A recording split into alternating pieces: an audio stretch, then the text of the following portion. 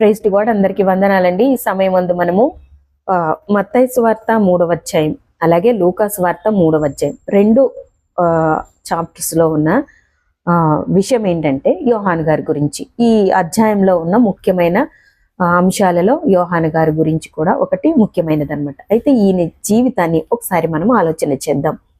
యోహాను గారు ఎవరండి? యోహాను గారి యొక్క తల్లిదండ్రులు జకరియా, ఎలిజబెత్. జకరియా దేవుని యొక్క ఆలయంలో యాజకత్వం చేసే వ్యక్తి.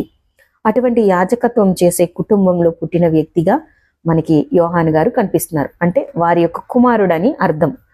అలాగే ఈ యోహాను గారు జీవితం చూసినట్లయితే మనము ఎలా ఉంటుందండి?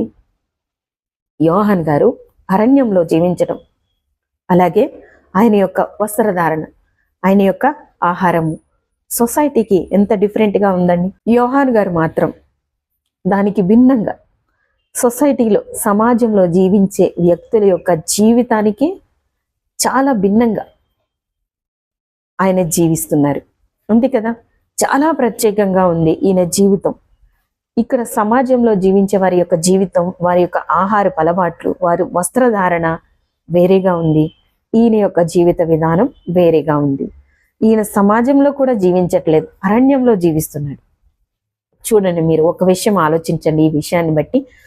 అంటే ఇక్కడ ఆహారము, ధరించే వస్త్రధారణ, జీవించే జీవిత విధానము, ఇది ఈ పైన విషయాల గురించి మాత్రం ఆలోచించకండి. దేవుని కొరకు అతను ఈ సమాజంలో నుంచి వేరే అంత ప్రత్యేకంగా అరణ్యంలో నివసిస్తూ దేని గురించి ఎదురు చూస్తున్నాడు ఆయన? ఈ విషయం మీద ఫోకస్ పెట్టాలి. దేని గురించి ఆయన ఎదురు చూస్తున్నాడు? ఏ విషయం గురించి ఆయన ఈ సమస్తాన్ని విడిచిపెట్టి ప్రత్యేకంగా బ్రతకాలని తను నిర్ణయించుకున్నాడు? ఈ విషయాన్ని ఆలోచించాలి. అయితే లూకా సువార్తలో ఒకసారి చూడండి. లూకా సువార్త 2వ వచనాన్ని నేను చదువుతున్నాను. అన్నయు కపయు ప్రధాన యాజకులుగా ఉన్న కాలమున అరణ్యములోనున్న జకరియా కుమారుడైన యోహాను యొద్దకు దేవుని వాక్యము వచ్చెను. అరణ్యములో ఉన్న జకరియా కుమారుని యొద్దకు వాక్యం వచ్చింది. అరణ్యంలో ఉన్న వ్యక్తి దగ్గరికి వచ్చింది. చూడండి, దేన్ని బట్టి వచ్చింది? ఆ వచనం స్టార్టింగ్ లో ఏముంది? అన్నయు కపయు ప్రధాన యాజకులు. యాజకులు ఎక్కడ ఉంటారండి? ఆలయంలో ఉంటారు. యాజకుల్ని విడిచిపెట్టి దేవుడు అరణ్యంలో ఉన్న వ్యక్తి యొద్దకు ఆయన వాక్యాన్ని పంపించటం, ఆయన పిలుపుని పంపించటం జరిగింది. చూసారా? యోహాను గారు దేవుని పిలుపు కొరకు, దేవుని మాట కొరకు, దేవుని ఆజ్ఞను పాటిస్తూ సమస్తాన్ని విడిచిపెట్టి, సమస్తాన్ని తృణీకరించి దేవుని కొరకు ఎంత ప్రత్యేకంగా బ్రతికాడో చూడండి ఆయన. అటువంటి వారు దేవునికి కావాలి. ఆలయంలో యాజకులు ఉన్నారు, వారి యొద్దకు వచ్చిందా దేవుని వాక్యం? నో, రాలేదు. దేవునికి అవసరం లేదు అటువంటి వారిని దేవుడు కోరుకోవట్లేదు కూడా. ఇంత తక్కువ స్థాయిలో జీవించే, తక్కువ స్థితిలో ఉన్న హృదయమందు దేవునిగా ప్రతిష్ఠించుకుని దేవుని కొరకు ఎదురు చూసే హృదయాలు కావాలి దేవునికి. గనుక అరణ్యములో ఉన్న యోహాను గారి యొద్దకు దేవుని వాక్యము వచ్చింది. ఎందుకంటే యోహాను గారు అంత ప్రత్యేకంగా, అంత అద్భుతంగా దేవుని కొరకు ప్రత్యేకంగా బ్రతకడానికి తల్లిదండ్రుల యొక్క కారణం, తల్లిదండ్రుల యొక్క ప్రభావం, తల్లిదండ్రుల యొక్క పాత్ర ఏమైనా ఉందని మనం ఆలోచిద్దామా? ఉందంటారా? ఖచ్చితంగా ఉంటుంది. ఎందుకంటే యోహాను గారి యొక్క తండ్రి యాజకుడు. అంటే వారి యొక్క కుటుంబం ఏంటి? యాజకత్వం చేసే కుటుంబం, ఇజ్రాయేలీల కుటుంబం. మరి అది కూడా లేవి గోత్రానికి సంబంధించిన వారై ఉంటారు యాజకులు. సో అలాంటి ఇజ్రాయేలీలు, మనం లేవి గోత్రం అని చెప్పుకోని అవసరం లేకుండానే ఇజ్రాయేలీలు అంటేనే ఎలా ఉంటారు? ఇజ్రాయేలీలు అంటేనే 12 గోత్రాల వారు. ఇజ్రాయేలీలు అంటేనే వారికి ఏం తెలుసండి? ధర్మశాస్త్రం తెలుసు. దేవుడు ఇచ్చిన ధర్మం అంతయు వారికి తెలుసు. వారిలో అనేక మంది భక్తి ప్రవక్తలతో, భక్తితో, దేవుని యందు భక్తితో, భయముతో ఆయన ఆజ్ఞానుసారంగా జీవించేవారు అనేక మంది ఉన్నారు. వారిలో వీరి కుటుంబం కూడా ఒకటి. చూద్దాం. ద్వితీయోపదేశకాండము 6వ అధ్యాయము 6వ వచనాన్ని ఒక్కసారి మనము ధ్యానించుకుందాం. నేడు నేను నీకు ఆజ్ఞాపించు ఈ మాటలన్నీయు నీ హృదయంలో ఉండవలెను. నీవు నీ కుమారులకు వాటిని అభ్యసింపజేసి నీ ఇంట కూర్చున్నప్పుడును, త్రోవను నడిచినప్పుడును, పండుకొనినప్పుడును, లేచినప్పుడును వాటిని గూర్చి మాటలాడవలెను. సూచనగా వాటిని నీ చేతికి కట్టుకొనవలెను. అవి నీ కన్నుల నడుమ బాసికముల వలె ఉండవలెను. నీ ఇంటి ద్వారబంధముల మీదను నీ గౌనుల మీదను వాటిని వ్రాయవలెను.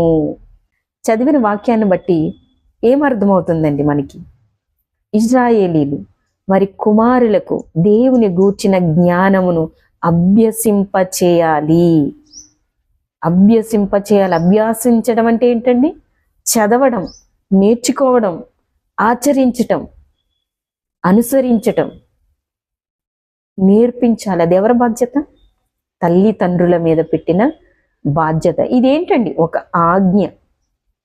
ఇంకా కిందకి మనం చదివినట్లయితే 20వ వచనాన్ని మనం చదివినట్లయితే, ఇక మీదటి నీ కుమారుడు మన దేవుడైన యెహోవా మీకు ఆజ్ఞాపించిన శాసనములు, కట్టడలు, విధులు ఏవని నిన్ను అడిగినప్పుడు నీవు నీ కుమారునితో ఇట్లనుము, మనము ఐగుప్తులో ఫరోకు దాసులమై ఉండగా యెహోవా బాహుబలము చేత ఐగుప్తులో నుండి మనలను రప్పించెను. మరియు యెహోవా ఐగుప్తు మీదను, ఫరో మీదను, అతని ఇంటివారి మీదను బాధాకరములైన గొప్ప సూచక్రియలను, అద్భుతములను మన కన్నుల ఎదుట కనుపరిచి. ఎక్కడ కనుపరిచాడండి దేవుడు? మన కన్నుల ఎదుట కనుపరిచిన నిజమైన దేవుని గూర్చిన జ్ఞానము నీకు బోధించుచున్నాను. ఆ జ్ఞానమును గూర్చిన బోధ, ఆయన చేసిన అద్భుత కార్యములు, సూచక్రియలు, వీటన్నింటిని బట్టి ఆయనే నిజమైన సత్య దేవుడు. ఆయన ఆజ్ఞానుసారముగా మాత్రమే మనము జీవించాలి అని నేర్పించినప్పుడు హృదయంలో ఏం కలుగుతుందంట? నీతి కలుగుతుంది. నేను చెప్పట్లేదు, వాక్యంలో ఉంది, చూడండి. చివరి వచనం చూసినప్పుడు, మన దేవుడైన యెహోవా మనకు ఆజ్ఞాపించినట్లు ఆయన సన్నిధిని ఈ సమస్తమైన ఆజ్ఞలను అనుసరించి మనము నడుచుకొనినప్పుడు మనకు నీతి కలుగును. అంటే ఇశ్రాయేలీయులకు దేవుడు ఇచ్చిన ధర్మశాస్త్ర సంబంధమైన ఆజ్ఞలన్నీ కూడా దేనికి సంబంధించినవి అండి? హృదయములో నీతి కలగడానికి, సత్యదేవుని గూర్చిన జ్ఞానాన్ని విసర్జించకుండా దేవుని యొక్క ఆలోచనలలో బ్రతకడానికి దేవుని గూర్చిన జ్ఞానాన్ని అభ్యసించాలి. తల్లిదండ్రులు అభ్యసింపచేయాలి కదా.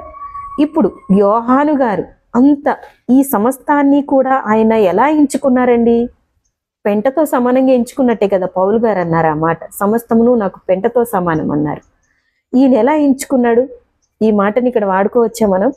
ఆయన సమస్తాన్ని పెంటతో సమానంగా, ఎందుకు పనికిరాని దానిలాగా విడిచిపెట్టి, లోక సంబంధమైన జీవితాన్ని విడిచిపెట్టి, లోక సంబంధమైన విధానాలను, ఆచారాలను, సాంప్రదాయాలను విడిచిపెట్టి ఆయన దేవుని కొరకై ప్రత్యేకముగా జీవిస్తూ తన్ను తాను తగ్గించుకుని తన జీవితము ద్వారా దేవుణ్ణి మహింపరచాలని ఎదురు చూస్తున్నాడు యోహాను గారు. ఎక్కడ? అరణ్యములో. ఆలయంలో దేవునికి సేవ చేసే యాజకులు, ప్రధాన యాజకులు ఉన్నప్పుడు సహితము అరణ్యంలో ఎదురు చూచుచున్న హృదయాన్ని దేవుడు ఎన్నుకున్నారు. అంతేనా?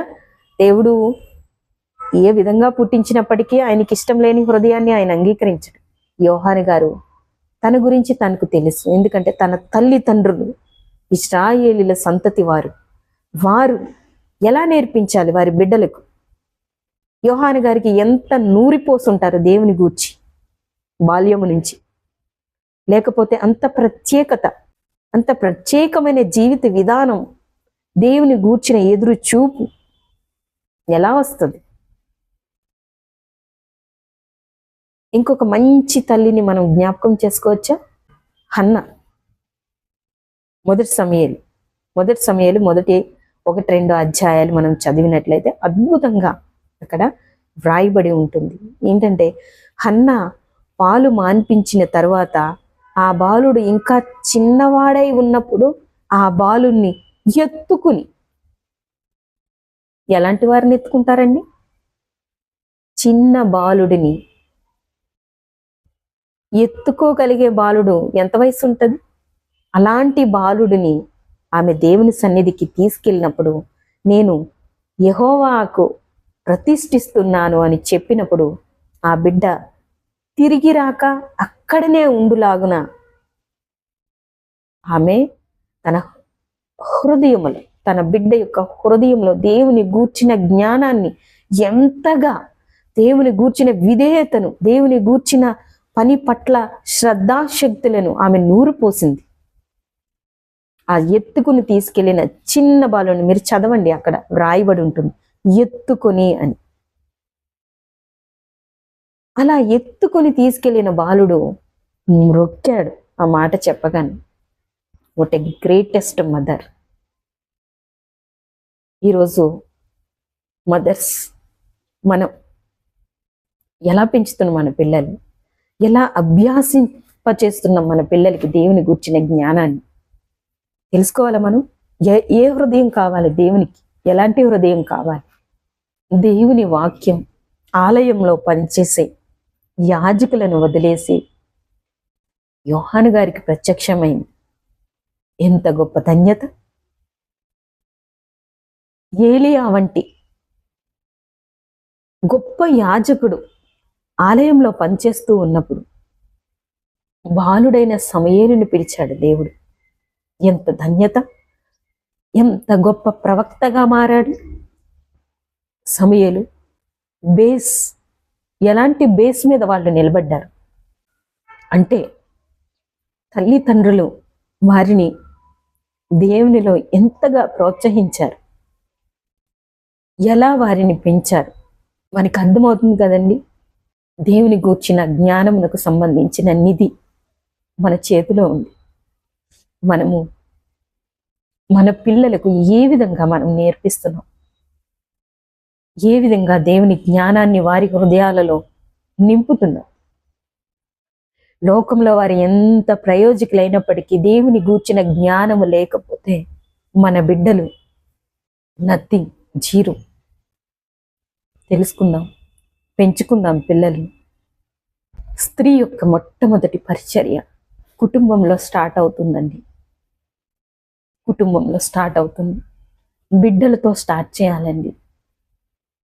బిడ్డల్ని పెంచుకోవాలి, దేవునిలో పెంచాలి, వాక్యంలో పెంచాలి. దేవునితో సత్సంబంధాన్ని నెలకొల్పుకునే వారిగా, వారి జీవితాలలో ఎటువంటి ఆటంకము, ఇబ్బందులు, కష్టం వచ్చినా దేవుని వాక్యము చేత వారి హృదయాన్ని ధైర్యపరచుకునే స్థితిలో వారు నిలవగలిగేటట్టు వారిని మనము పెంచాలి. ఒక క్రైస్తవ స్త్రీకి ఉన్న మహాభాగ్యం ఏంటో తెలుసా? దేవుని దగ్గర మనల్ని ప్రేమించి, మన పైన నమ్మకం పెట్టుకుని, మనల్ని నమ్మి దేవుడు మనకి పిల్లల్ని ఇచ్చాడండి.